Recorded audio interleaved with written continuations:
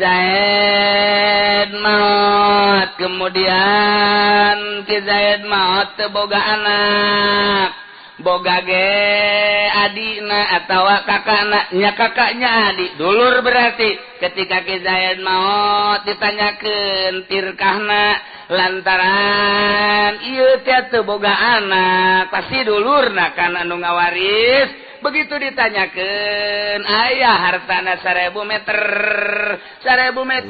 Billahi minasyaitonir rajim.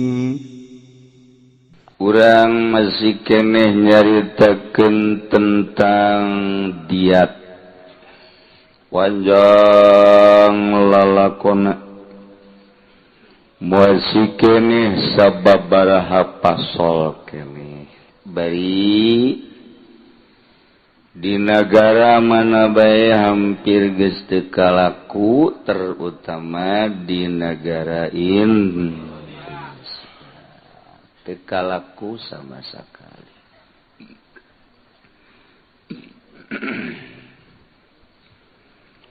Boro-boro urusan anu nganiaya pembunuhan nu kudu ditangani secara intensif melalui Al-Qur'an. Nu mabok, nu zina, nu geus ambalaya ye ditangani secara Qur'an.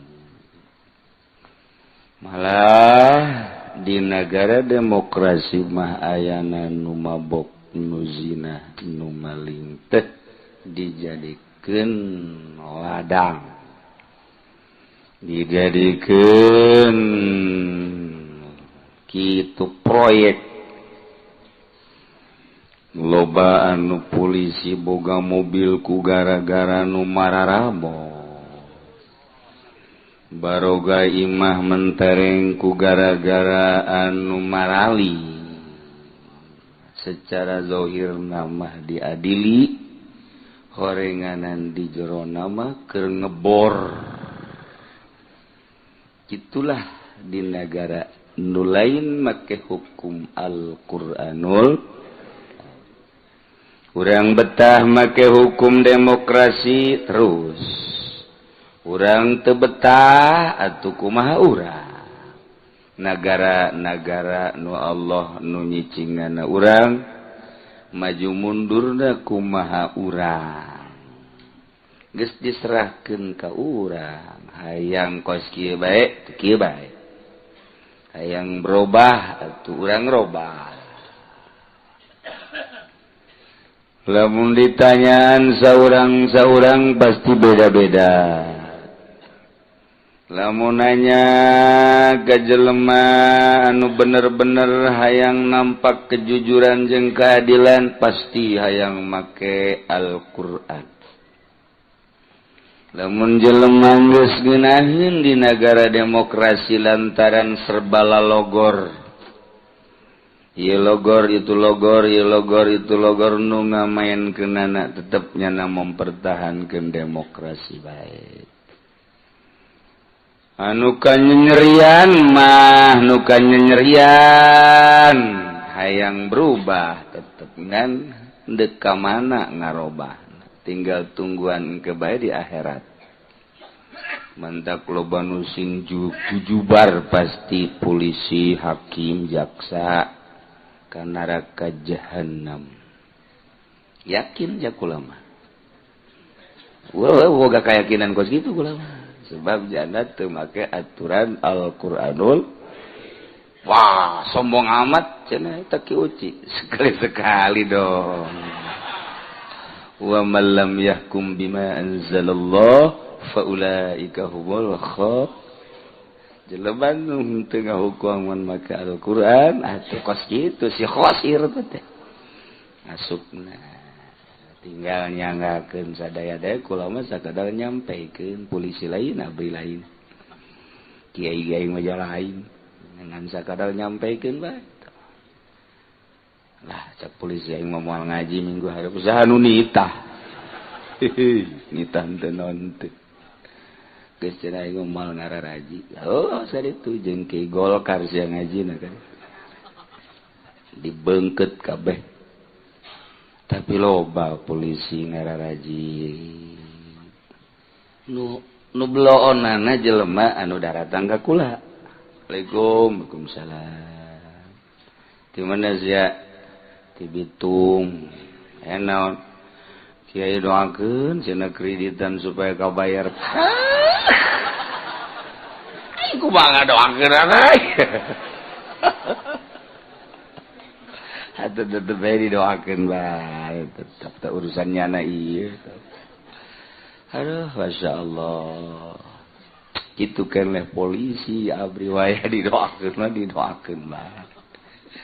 Minimal tepat diparah teh. Teh ieu mah nyaritakeun tentang diat wa'ati kuha yakiluhu akilatuha anu diperdekakeun ku hiji awewe anu si awewe eta jelema anu menganiaya. Indun seorang wanita pernah ngabunuh kaki Umar. Kebenaran Nyi Hindun seorang mutik pernah ngamerdekakeun kaki Zaid. Geus Ki Zaid ngaranna jelema nu diperdekakeun ku Nyi Hindun atikna eta Nyi Hindun kudu bayar diat. Nu mayar diat mah atikna wa atiku hayakiluhu akilatuha. Ieu atik nu diperdekakeun ku Nyi Hindun bisa ngasobah ka atik. Akilat wa akilahna. Engke lamun manehanana itu meunang sarua akilahna eta awewe nu ngaasobah ka eta awewe ta eta teh ti atikna eta teh meunang bagian. Boh ketika batur mayar ka nyana atawa nyana nu nganiaya etalah anu mayarna ka batur. Aing ge teu harti komo sia.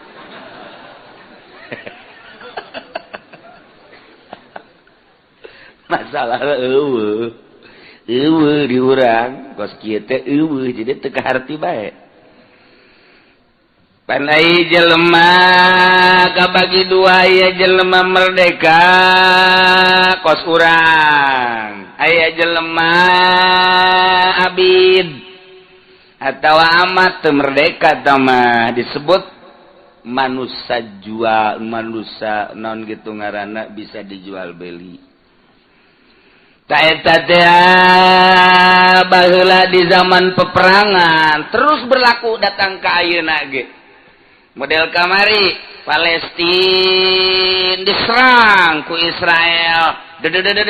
Kaserang di bawah jelemana sekian ribu 2000 manusia di Palestina diboyong ke Israel ngaranna eta teh boyongan. Nah eta teh bisa ditebus bisa terus dijadikeun boyongan ngan lamun ku negara kafir mah tugas biasa nama muslim nu menang Palestina menang sokot boyongan ti Israel. Ta eta teh bisa dijual belikeun dijadikeun abid dijadikeun amat atawa ditebus. Ta eta pas kitu boyongan perangan ari ku ari makan medan perangna teh teu jelas. Kayak baheula mah Uhud, Badar ketika perang teh di dinya perangna mungkin 1 hari, mungkin 2 hari, mungkin 3 hari kanyahoan eleh jeung menangna aya waktuna. Adu kekuatan teh bebeneran adu kekuatan ketika kafir eleh kudana dirampas alat perangna dirampas manusiana anu beunang mah dirampas iyalah dijadikeun gonimah. Oh kos kitu kuduna mah ku ari mah medan perangna teh negara masing-masing nu teu layak dibunuh pancen hak asasi manusia teh menghargai harga diri manusia HAM disebutna tapi orok nu teu bisa perang tembak bae. Nini mah teu kudu tembak ya teh bae.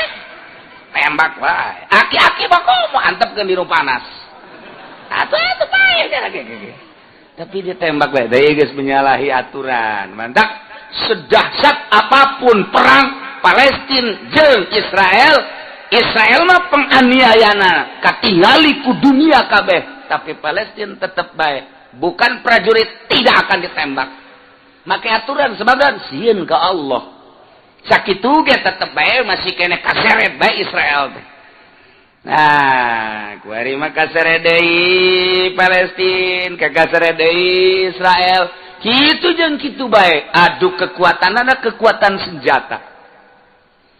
Jadi geus teu puguh medana. Nu mantak Indonesia deuk diserang ku Amerika, ku Jerman, ku Inggris, ku Prancis. Indonesia siap jasa. Siap jasa Indonesia mah ayo perang. Ngomong kamari Prabowo mah diperangkeun sebenarnya. Diperangkeun sebenarnya mah Indonesia mah siap jasa perang. Naon sebabna? Sebab urang Amerika teh nyahoeun di dieu teh loba guha. Nyahoeun panjana mah. Terus we ka guha urang mah teu kudu nyieun-nyieun. Nah hiji urang mah jeung buaya, orai sanca di jero. Teh nyahoeun heseueun Amerika teh lamun perang di Indonesia. Ai kamari mah di Irak disebutna perang kota gampang, tapi di Indonesia mun terjadi perang disebutna perang leuweung. Bingung jana perang leuweung. Nu jadi bingung naon coba? Senjata teh ketika kahalangan ku sababaraha tatangkalan henteu bisa nembus. Tah mantak di urang mun perang ka Sumatera kabeh. Sumatera kabeh. Jadi urang kajro kabeh hiji jeung monyet, jeung ua-ua. Wah, budak kuku bahagia tetep bae perang mah paeh teh cek sompralna mah. Teu masalah, nu penting motifna urang li'ya'la'i kalimatil sabilillah. Manya perebut limbah bae ge datang ka nyawa taruhannya. Ai agama henteu. Deureuh sama limbah sarwiti, itil. Masih dibela. Nyaletiknya bau. Masih dibela kayaknya nyawa taruhannya. Itu aja agama henteu. Perang Indonesia mah pokona mal eleh kan jadi bawa. Kemana bae mang Haji teh? Ieu gara-gara rawa eueuh. Eta timimitian dah ka dieu mah eta jelema bisa dibeli, aju dijadikeun abid, aju dimerdekakeun. Tanu ngamerdekakeun ngaranna mu'tik, nu diperdekakeun ngaranna atik. Eta teh ngaasobah akilah si awewe ka anu diperdekakeunana. Tetep teu harti. Tetep teu harti dikitu-kitu ge. Gas lewat lah. Mutikuna kamutikin ari jelema-jelema nu ngamerdekakeun eta teh kamutikin percis kosmotik mun loba nu ngamerdekakeunna. Nah eta teh kos ku saurang bae ngamerdekakeun. Emang loba nu ngamerdekakeun? Zaid miliki Umar, kuari Ki Umar namaot geus kulantaran Ki Umar namaot Ki Zaid ieu tirkah kulantaran tirkah engke dibagi meureun ka anak-anak Ki Zaid. Mungkin ieu misalnya si Abid jadi milik opatan, jadi milik limaan. Nah, kuari dimerdekakeun sakaligus ku pemilikna. Eta kamutikin kosmotik bae. Engke akilah-akilahna bisa ngaasobah ka eta nu ngamerdekakeun teh terhadap abdi. Tetep teu arti bae.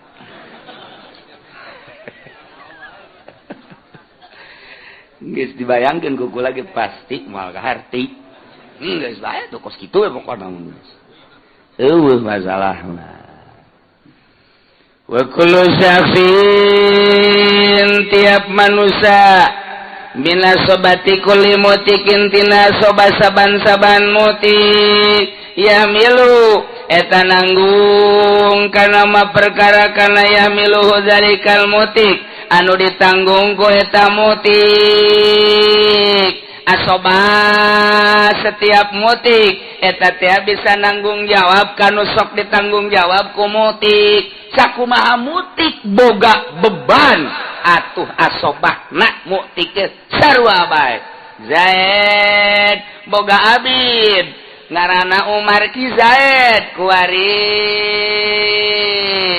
ngabunuh Ki Bakar na eta Ki Zaid nu ngabunuh Ki Bakar teh boga abid tak kuari ieu si abid teh eta teh ngabogaan abid teh kitu lamun diperdekakeun ta eta teh kapan nu meunang na teh asobah si Ki Zaid kitu kene ketika Ki Zaid ngabunuh asobahna nu kira-kira bakal ngawaris asobah teh ka eta abid eta lah nu tanggung jawab kudu mayar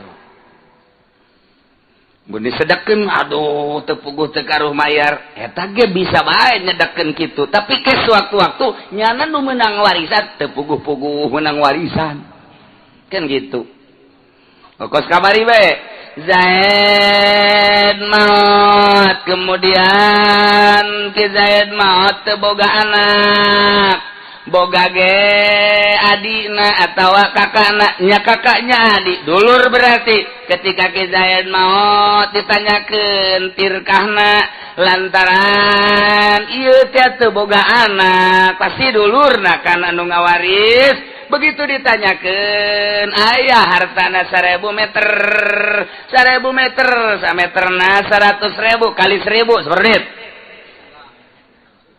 arangel jeung nu bodoh mah hese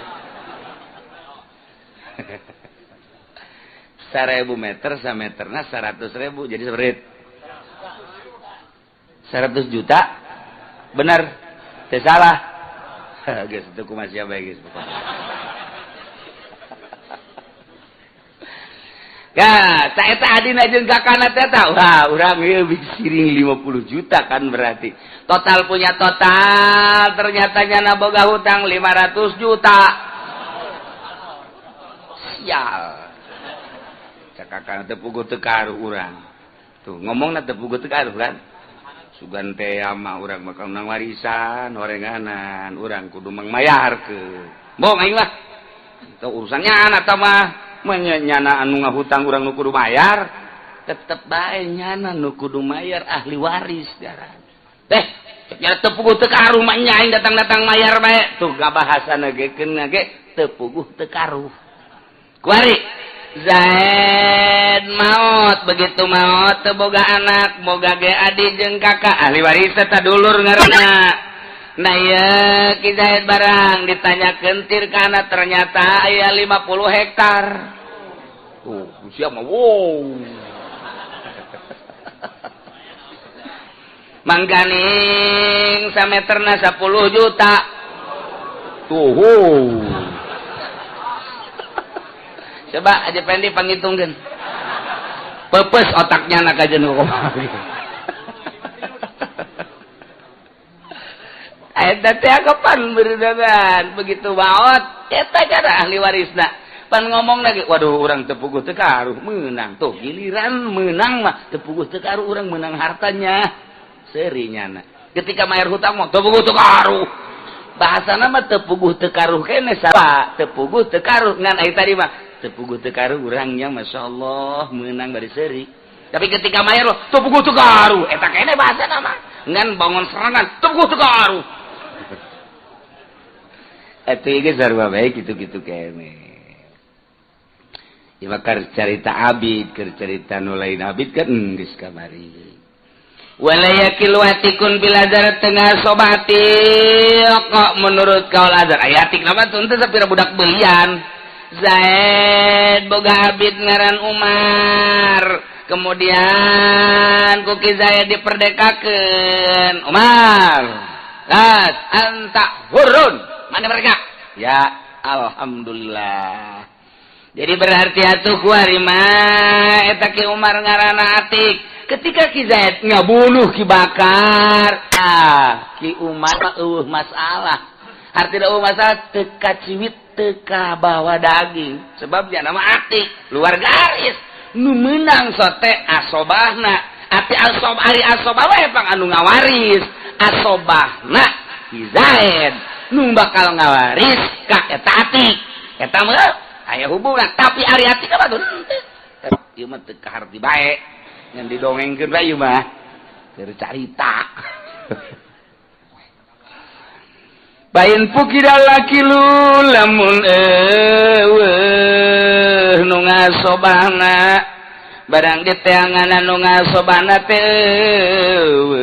atawa aya nama awalam yapi atawa teu bisa nohonan asobahna teh teu bisa nohonan maka anu kudu ngasobah adalah baitul mal anil muslim tuh kababawa baitul mal teh akilna tina sobah anu tadi dicaritakeun teh atawa aya namanganna teu bisa nyumponan kana kewajiban taeta teh oper ku ari mah nu ngasobahna zawul arham lamun memang zawil arham nurutkeun cekal dhaif bisa ngawaris cenah andai kata henteu ya henteu ieu mah keur carita henteu bae ka mana tuh ngasobahna baitul mal anil muslim mun urang cerita baitul mal di negara demokrasi mah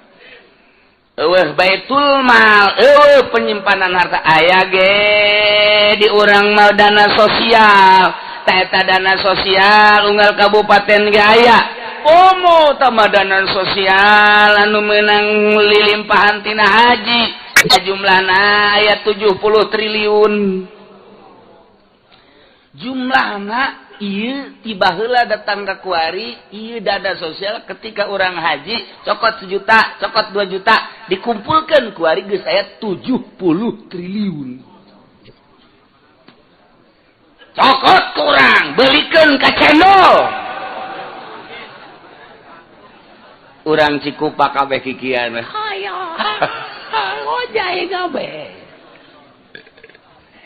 aju nu saha eta 70 triliun dek dikawanakeun pantat tadi ge ngaranna sosial iyalah di negara demokrasi memual jelas ka mana eta bakal ngaloyogna ka mana bakal ngaloyogna lain seetik anu 10 tahun ka tukang dipermasalahkeun eta teh bakal dibagi lantaran geus aya otonomi daerah berarti bagi per kabupaten di mana jamaah hajina leuwih loba di dinya lah nyieun gedung penampungan jamaah haji nu gede bahkan andai kata loba model Tangerang model Bekasi ieu kan paling terbanyak di unggal kecamatan dijieun gedung untuk penampungan jamaah haji 70 triliun bagikeun ku ari ka unggal provinsi wah ujian muyah mah mantap kula kamera yang jadi presiden eta nusa bener nama dek dikumahakeun atuh dek dilaguan oh lain dek dibangunkeun di mana horeng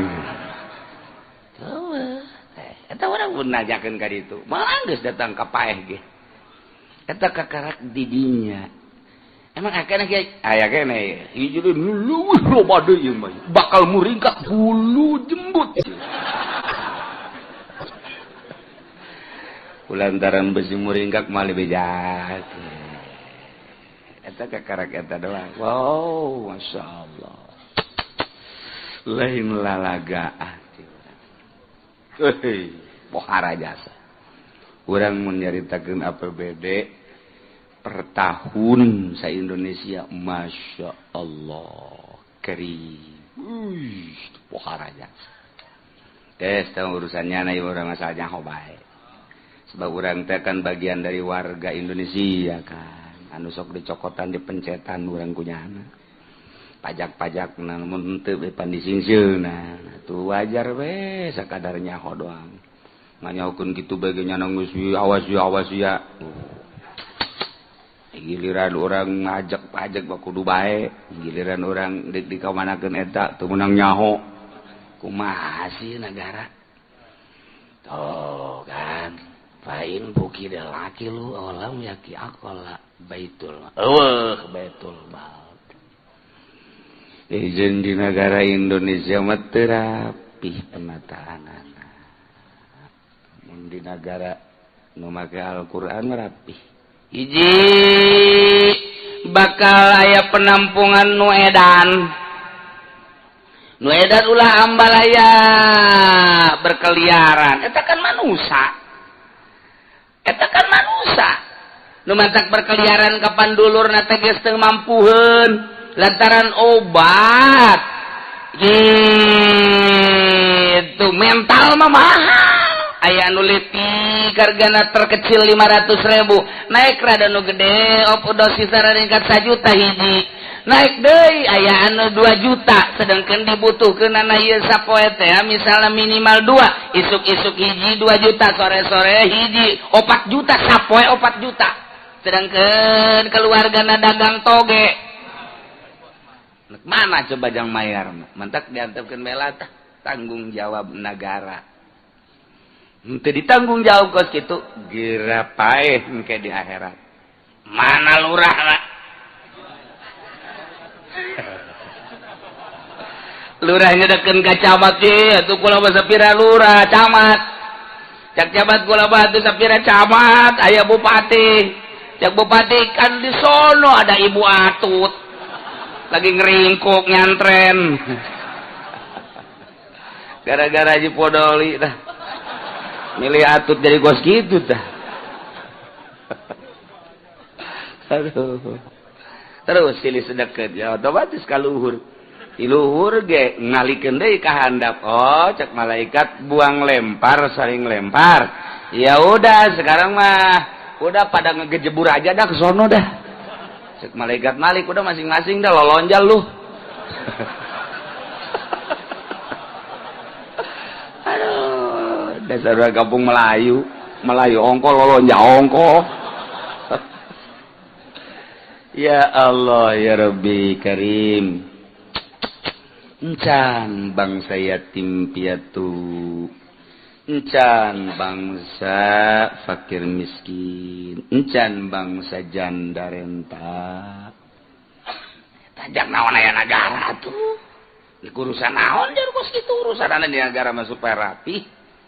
Supaya rapi nu mantak aya RT, rukun tetangga, RW, rukun warga, RK, rukun komplek kan gitu.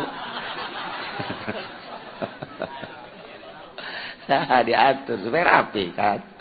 Di bawah naungan kepala desa kaditura camat supaya usul naon baik bisa ditangani sebab nyana adalah pelayan masyarakat tuh ngarana doang tapi nu jelas mah praktek nama hese ya betul walau Fain pukida lamun baitul mal cara di negara urang atawa cara di negara nun terkumpul terangkum tertata baitul mal na henteu ka intizam secara rapi henteu katata secara rapi fakulluhu alal jani fil azhar kewajiban berat tanggung jawab kembali ke Jan Zaid selaku pelakuna kembali ke Ki Zaid asobah nu tanggung jawab lantaran sarusa kembali ke Baitul Mal ge kembali deui ka pelakuna nah di dieu lah engke pelakuna nu kudu ngalaksanakeun kitu sesuai jeung aturanana selesai di dunia di akhirat tinggal persidangan penyelesaian. Dah selesai di dunia, berlanjut engke di Rabbul Jalil. Lain berarti selesai di dunia karena demokrasi, selesai di dunia karena memang henteu ditangani. Kemudian di akhirat ngeusan lain. Nu teu selesai di dunia diselesaikeun engke di hareupeun Allah. Ieu urang nu ngeurina penyelesaian terakhir. Kuari mah penyelesaian teh penjara. Penyelesaian teh penjara sakitu kasus loba jasa atut tetep bae 4 tahun. Potong 2 tahun, potong deui 1 tahun, tinggal 1 tahun deui, ongkang-ongkangnya bisa bae nyanang ke calon gubernur deui didukung ku para kiai nu penting diumrohkeun. Beres. gitu itu negara supaya kos gitu deh wah milih pemimpin madak ulah cewek jadi pemimpin tu aja lu ala laki-laki dia tunasin kamilatin ditanggokeun terhadap asobahna dia tawak-tawakan nu sampurna eta teh ditanggokeun teu kudu langsung ketika manehanana kena sanksi harita kudu bayar ditanggokeun salasa sinina 3 tahun pi kulli sanatin tulusun tiap-tiap satahun seperti lu lamun teh mas 100 onta eta teh dibagi 3 satahun sasulusna ke 2 tahun 2 sulusen berarti 3 tahun selesai. Wazimin dia kafir zimma ditanggokeun eta sanatan satahun wakil cek sakaul mah tetep salasan 3 tahun wa amrati ditanggokeun dia awewe sanataini 2 tahun fil ula tetep dina tahun awal sulusun seperti lu 3 sesana kadi itu dina tahun kadua wakila salasan cek sakaul mah tetep bae 3 tahun orang yang ngaji ke teu kaharti ngan ganjaran memenang lain lalagaan ieu mengetahui kos kieu teh sanajan teu kaharti dina kaharti ge teu kalaku tetep bae urang teh meunang ganjaran sebab ieu keur ngabongkar eusi kandungan Al-Qur'anul Karim hakikat mah orang teh keur ngadengekeun ucapan Gusti Allah nu aya dina Al-Qur'an walil qisasi hayati ya ulil albab kan di ditu panjang dongengna terus per ayat teu kaharti diterjemahkeun ku Kangjeng Nabi melalui hadis Kangjeng Nabi masih can kaharti keneh diterjemahkeun ku para ulama ku ulama geus diterjemahkeun ge tetep teu kaharti bae otak urang ngan sakikituna